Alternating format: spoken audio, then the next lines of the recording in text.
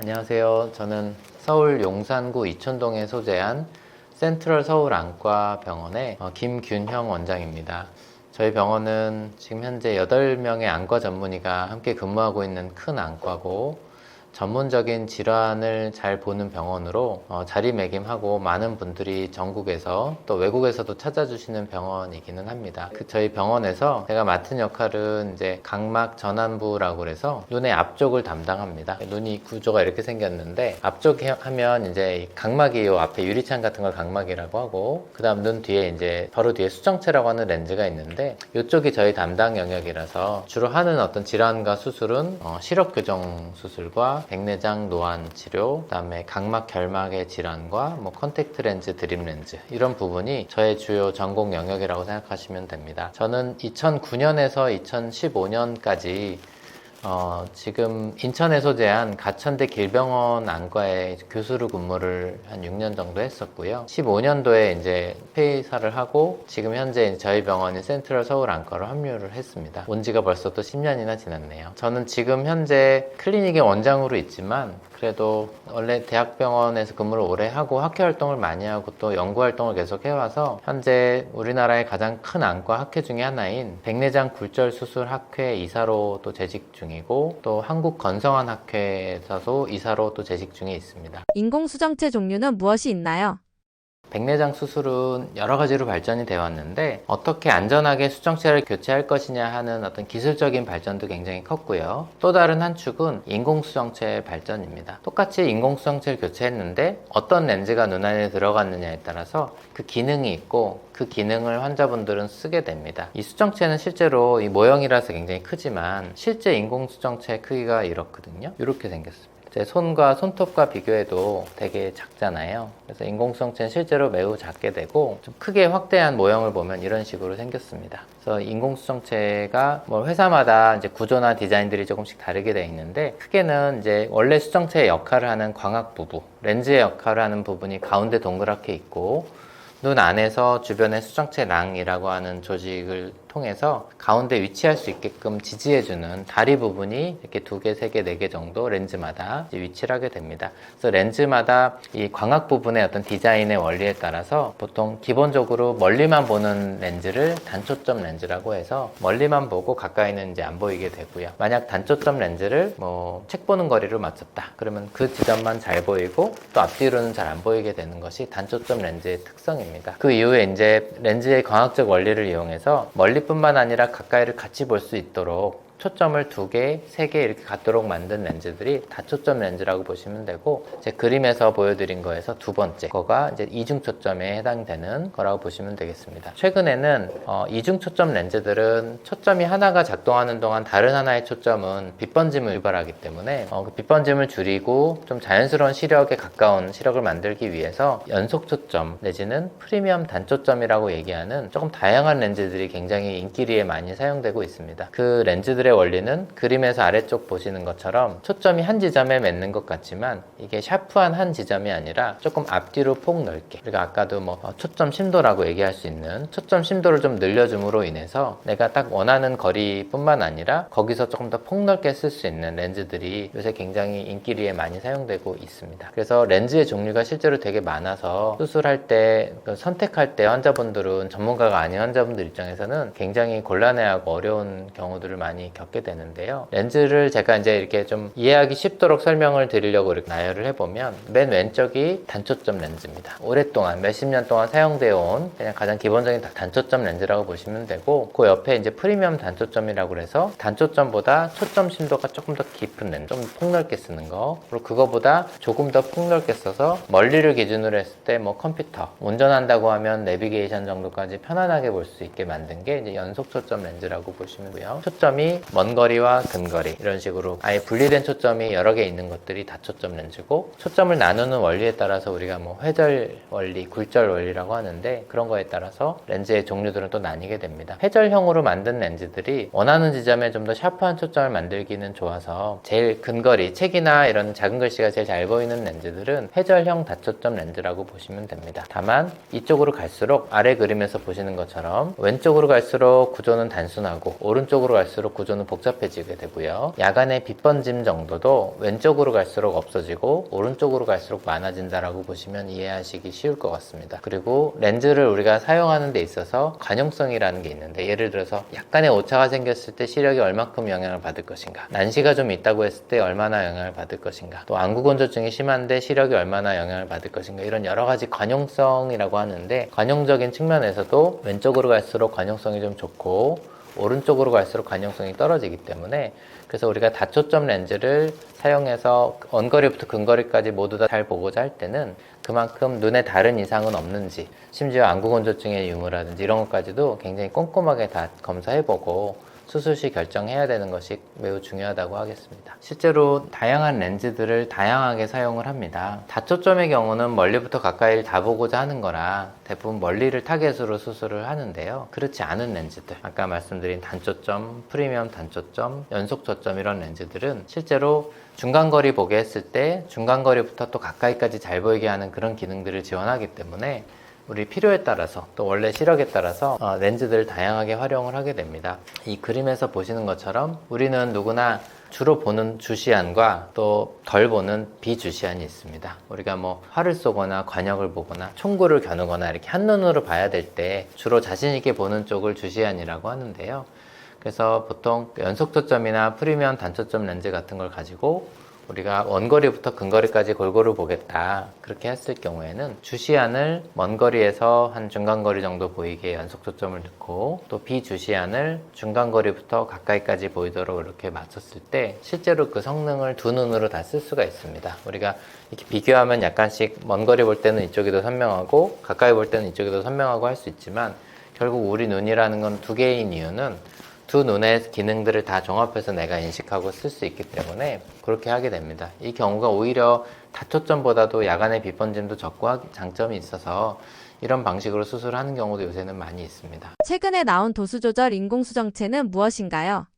최근에 백내장 수술에서 큰 혁신이 있었습니다. 뭐냐면 그동안 모든 인공수정체 종류들이 수술할 때 사용하고 나서 도수는 그냥 고정돼 있기 때문에 그거에 적응하면서 사용하거나 불편하면 안경을 쓸 수밖에 없는데, 최근에 큰 혁신이 있었던 부분이 백내장 수술을 일단 받고 나서 빛을 쐬면 눈 안에 렌즈의 도수가 바뀌고 시력을 마음대로 변환할 수 있는 기술이 나왔습니다. 그래서 이거를 라이트 어드저스터블 렌즈, 빛으로 조절 가능한 렌즈라는 뜻에서 이렇게 이름을 만든 렌즈인데, 이게 이제 미국에서 이미 한 4, 5년 동안 굉장히 폭발적으로 사용이 늘어왔고, 처음으로 이제 해외로 진출한 게 저희 대한민국이었고, 저희 병원이 최근에 한 3달 전에 첫 환자를 수술을 하면서 이 렌즈를 이제 도입을 시작했습니다. 오스카상 시상식 장면인데요. 여기 보시면 그 영화 오펜하이머라고 재작년에 유명했었잖아요. 그 작품상을 받았을 때 가운데가 이제 감독님이고 오른쪽에 계신 분이 이제 찰스 로벤이라고 이제 프로듀서신데, 이분이 시상식에 이런 모습으로 나오셨는데 저희들은 그냥 아는 거죠. 아, 이분은 특이한 고글을 끼고 계셔가지고 저희는 바로 다 인지를 한 건데, 아, 이분이 백내장 수술을 받고 이 LAL 렌즈를 쓰신 지 얼마 안 됐구나. 보통 이제 이게 수술하고 나서 빛으로 시력을 조절하기 때문에 수술 받고 나서 그 조절이 다 끝나는 마무리 시간까지 보통 한 2달 정도 보는데, 그 사이에는 이제 어떤 외부의 빛이 혹시 잘못 들어가면 시력에 영향을 줄까봐 저희가 낮에는 고글 착용하고 활동을 하시도록 하거든요. 그래서 그 고글을 한참 끼고 이제 시상식에 올라오셔가지고 저희들은 다 알아봤습니다. 그래서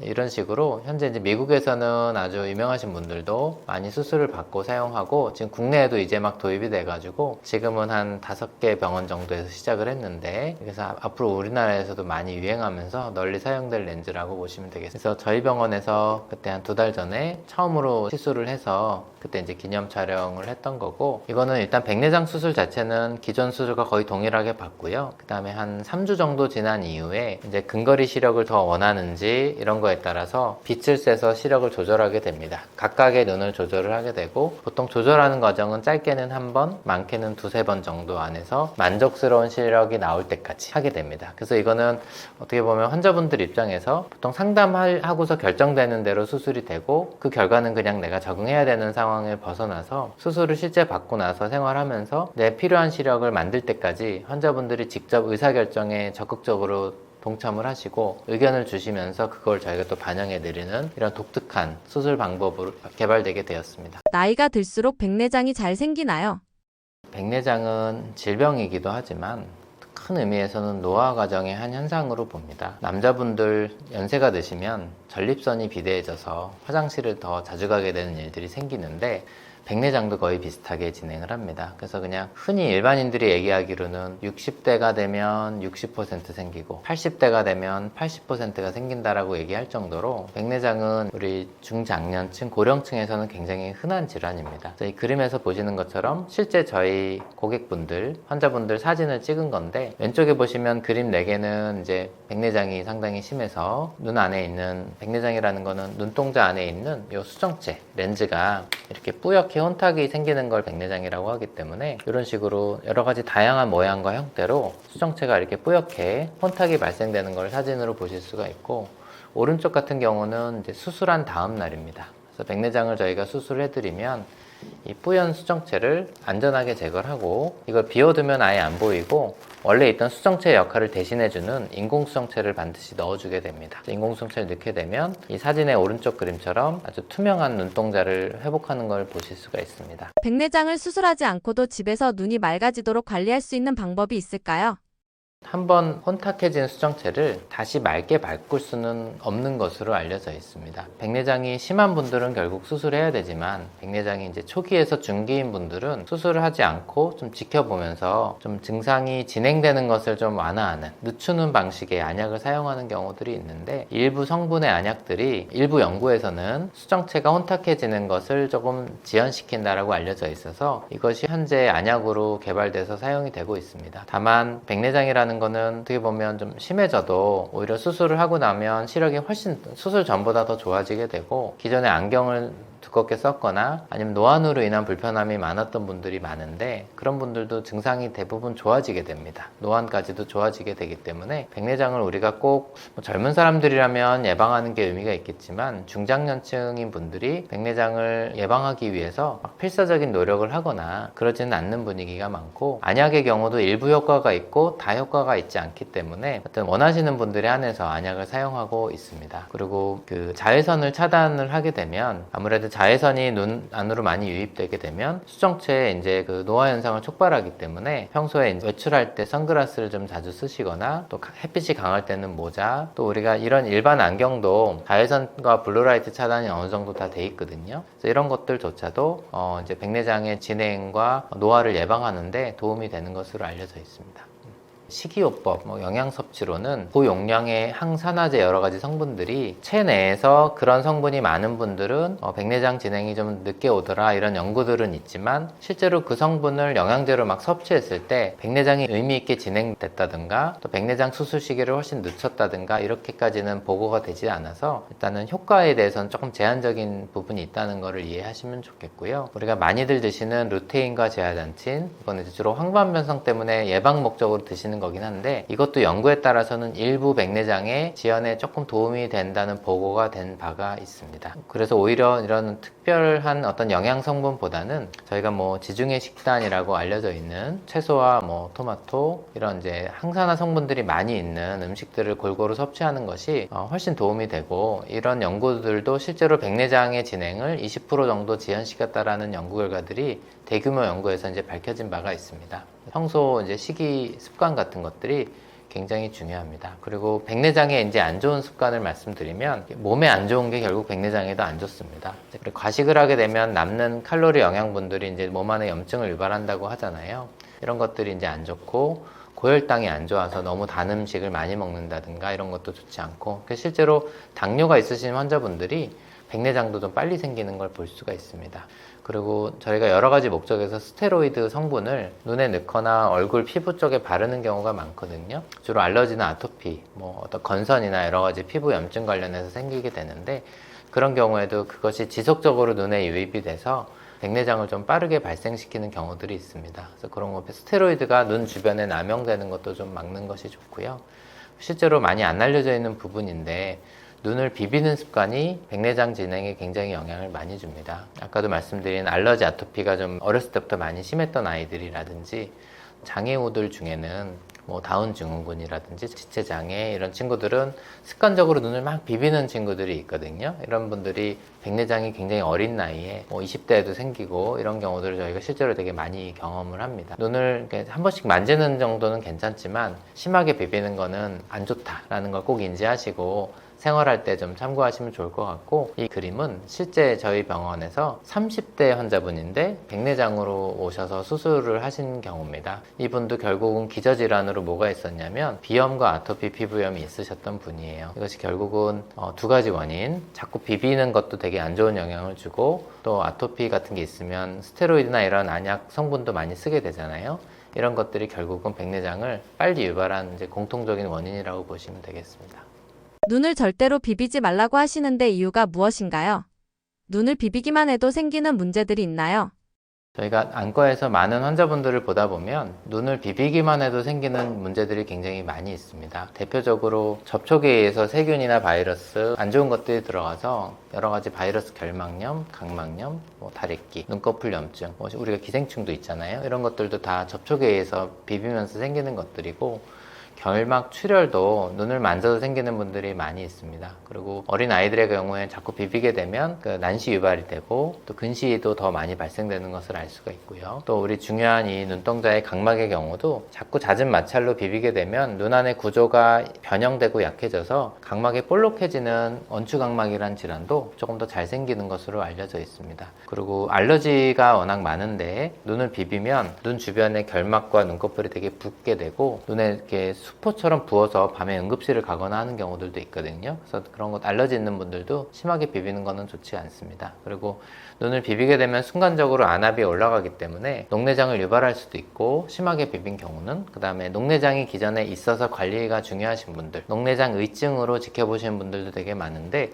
그런 경우에도 심하게 눈을 누르거나 비비는 거는 이제 안 좋은 습관이 됩니다. 그리고 백내장도 많이 생기고, 눈을 자꾸 비비게 되면 눈 안쪽에 망막의 약한 부분들이 찢어지게 됩니다. 이걸 기준으로 해서 망막이 분리가 되는 실명도 할 수 있는 망막 박리라는 중요한 병이 눈을 자주 비비는 사람들한테 잘 생기는 것을 실제로 볼 수가 있습니다. 그리고 망막 안쪽에서 잦은 염증을 유발을 해서 황반 주름, 망막 점막과 같은 황반 질환도 많이 생기게 됩니다. 백내장 수술을 받을 때 다른 안질환 유무도 꼭 확인해야 하나요?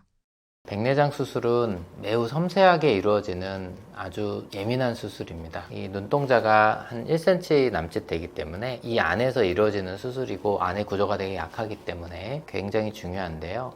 수술하고 나서 수술 어떤 합병증 없이 수술이 안전하게 잘 되고, 그 이후에도 선명한 시력을, 원하는 시력을 얻기 위해서는 모든 것들이 다 순조롭게 잘 이루어지고 마무리가 돼야 됩니다. 그래서 저희는 백내장 수술을 한마디로 종합예술 영역이라고 저희는 생각을 하는데요.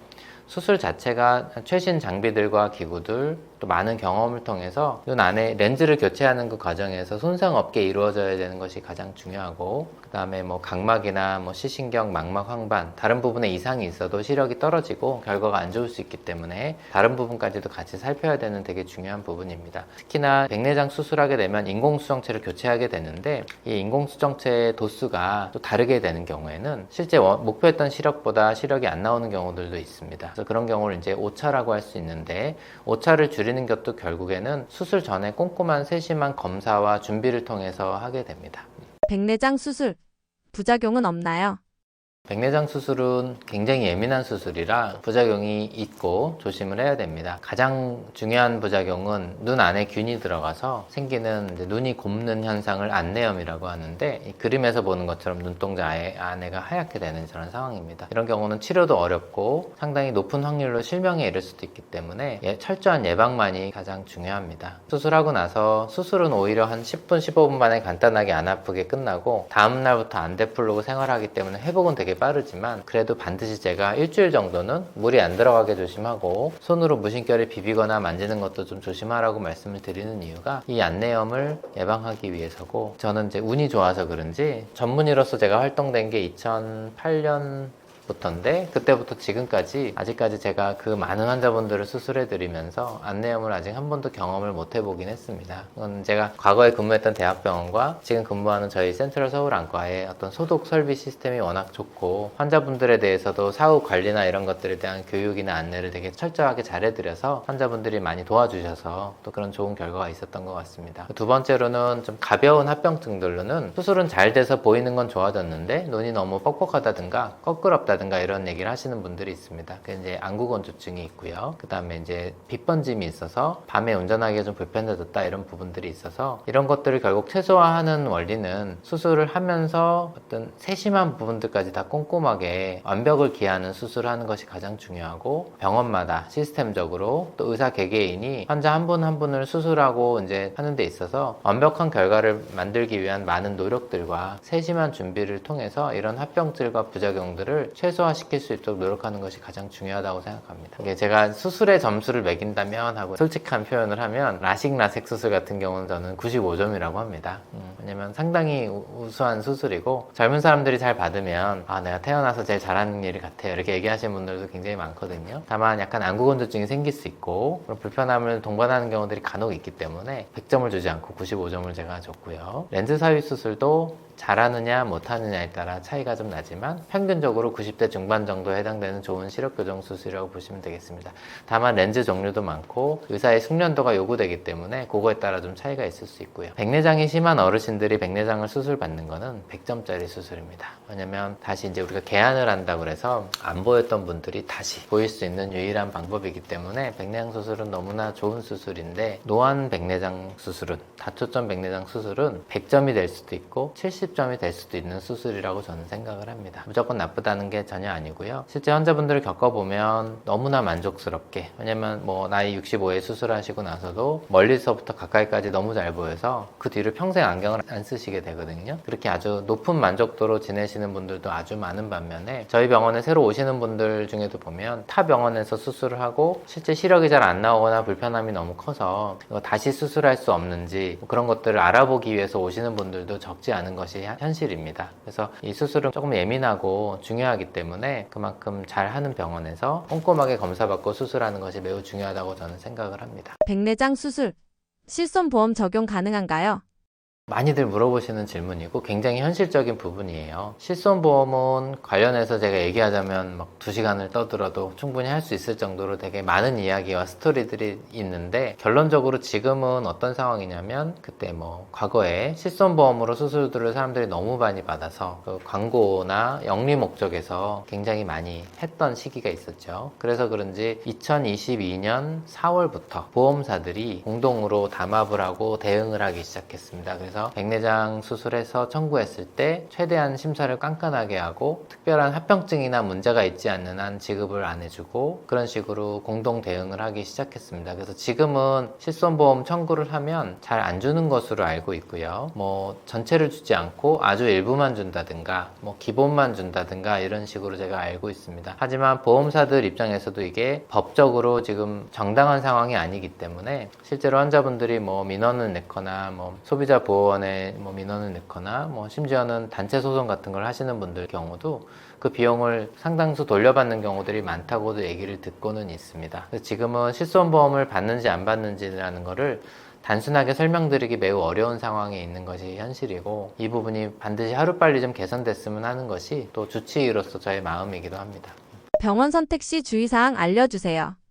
수술을 할 병원을 선택할 때는 저는 더 꼼꼼하게 따져보라고 말씀을 드립니다. 일단은 누군가가 자연스럽지 않은 과정에서 추천을 한다면 그냥 내 친구나 내 친지나 이미 수술받은 사람이 너무 만족스러워서 병원을 추천하는 거는 너무나 자연스럽지만 뭐 그냥 전화를 통해서 누가 소개를 해주거나 또 예전에 내가 보험을 가입한 어떤 분이 갑자기 병원을 꼭 이 병원을 가라고 추천해준다든가 이런 경우는 극도로 조심해야 된다고 말씀을 드리는 이유가 그거는 어떤 순수한 의도가 아니라 뒤에서 이제 어떤 비용이 왔다 갔다 하는 되게 영리적 목적의 활동들이 과거에 많이 있었습니다. 이게 너무 많았었기 때문에 과거에 그 실손보험사들도 지급을 안 하는 식으로 대응을 했던 주된 이유이기도 하고요. 그렇게 병원을 특정해서 이제 꼭 가라고 하는 그런 분들을 조심해라 라는 거고, 두 번째는 이제 뭐 호텔이나 교통이나 이런 편의시설들을 제공하는 병원들이 되게 문제가 있는 경우들이 많습니다. 왜냐면 생각해보세요. 좋은 병원, 실력 있고 이름난 좋은 병원들이 그런 거 제공하는 걸 보신 적이 있으신가요? 아마 한 번도 보신 적이 없을 것 같습니다. 대개는 되게 영리적 목적으로, 수익을 목적으로 수술을 하는 병원들이 그렇게 하는 경우들이 많고, 우리나라 의료법은 굉장히 타이트해서 이런 편의를 제공하는 것 자체가 다 의료법 불법입니다. 그래서 사실 그런 경우에 이제 신고를 하면 처벌도 받을 수 있는 그런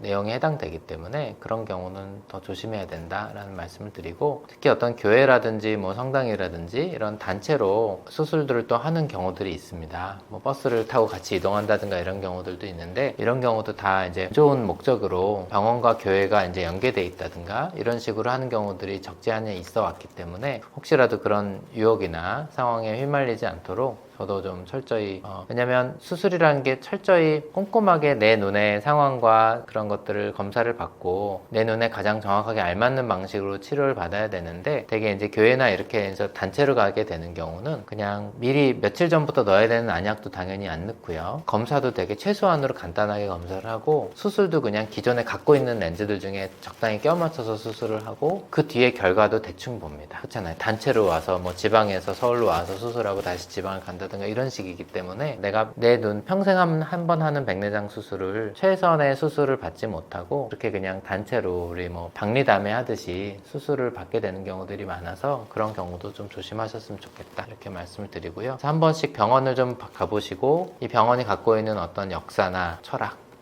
그 다음에 특히 나를 치료하는 의사의 어떤 철학이라든지 분위기, 또 설명도 드려서 얼마나 신뢰가 가는지, 수술을 뭐 빨리 하라 급하게 하라 이런 경우는 다 조심하는 것을 추천을 드리고요. 이 의사의 경력이나 그런 역사까지도 저는 참고하시라고 말씀을 드리고, 저희 병원도 채널이 있지만 유튜브에 안과 의사들도 영상들을 많이 올립니다. 홍보 목적 영상들을 많이 올리는데, 그것 보고 무조건 신뢰하고 가시는 것도 조심하라고 말씀을 드립니다. 저희도 보면 실제로 이렇게 검증되지 않은 정말 사짜나는 그런 컨텐츠들의 영상들도 너무 많고, 실제로 의료사고도 많고, 평판이 안 좋은 의사들이나 병원에서 올리는 광고들도 굉장히 많이 보게 되거든요. 그런 것들을 저희들은 알지만 일반 고객분들은 알 수 없기 때문에, 또 어디 물어보기도 참 어렵고 이런 부분들이기 때문에, 유튜브 영상도 내용에 대해서 참고만 하고 병원을 선택하고 참고할 때는 그 병원의 신뢰도를 가장 높게 보셔라 이런 말씀을 꼭 드리고 싶습니다.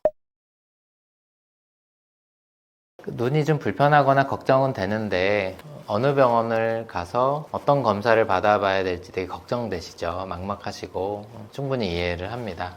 그럴 때는 좀 믿고 맡길 수 있는 의료기관과 의사가 주변에 있으면 너무 좋을 텐데, 그런 거에 대한 좀 어려움을 겪으시는 걸 저희도 충분히 이해를 합니다. 저희는 이제 용산구 이천동에 있어서 멀리서도 찾아오시는 분들이 계시지만, 또 뭐 저희가 다 모든 분들을 뵐 수 없는 현실에 있어서 뭐 저희가 도와드릴 수 있는 거는 한계가 있지만, 그래서 저희가 만든 것들은 이 유튜브 채널 닥터스티비라고 저희가 만들어서 운영하는 채널이 있는데, 여기를 와보시면 저희가 고정 댓글에 이제 링크를 걸어놨는데, 오시면은 평소 눈 건강과 관련해서 궁금하신 것들에 대한 이야기들이 많이 있고, 또 이제 그런 전문적인 치료나 또 다양한 사례들, 이런 분들 실제 환자분들의 생생한 이야기나 이런 것들도 최대한 좀 반영해서 유익한 콘텐츠를 많이 만들려고 굉장히 노력을 하고 있습니다. 그래서 한 번씩 방문하셔서 뭐 구독도 눌러주시고 한번 봐주시면 눈 건강에 있어서 도움이 많이 될 거라 생각을 합니다. 그리고 직접 저희 병원 진료를 한번 봐보고 싶거나 하신 분들은 저희 병원 다양한 채널을 통해서 네이버나 뭐 카카오톡, 전화를 통해서도 홈페이지에 저희 병원이 되게 전국적으로 많이 환자분들이 찾아주시는 병원이라, 저희 병원을 좀 따라한 병원들이 되게 많습니다. 지금은 한 20개 정도 되는 것 같아요. 안과에다가 센트럴이라는 이름을 붙인 병원들이 요새는 되게 많은데,